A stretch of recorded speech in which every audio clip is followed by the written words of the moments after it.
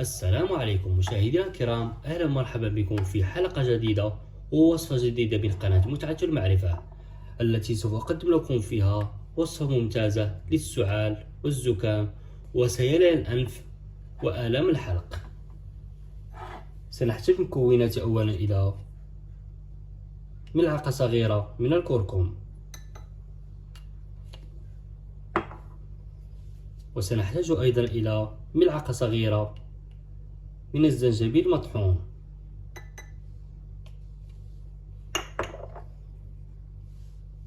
نضيف عليهم ملعقة صغيرة من العسل،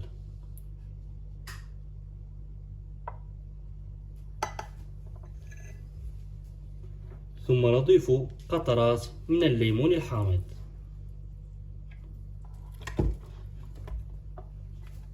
ثم نخلط المكونات مع بعضها جيدا.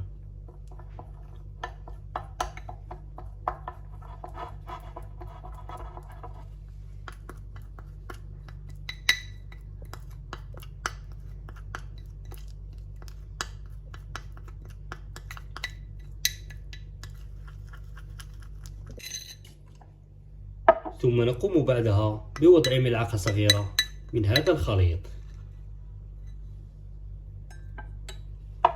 ثم نضيف الماء المغلي،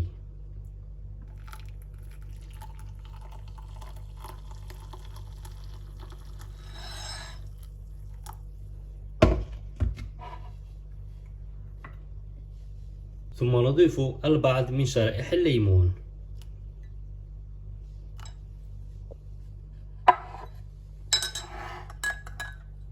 يترك الخليط لمدة 10 دقائق على الأقل، ويتم شربه دافئا، ونسأل الله الصحة والعافية للجميع.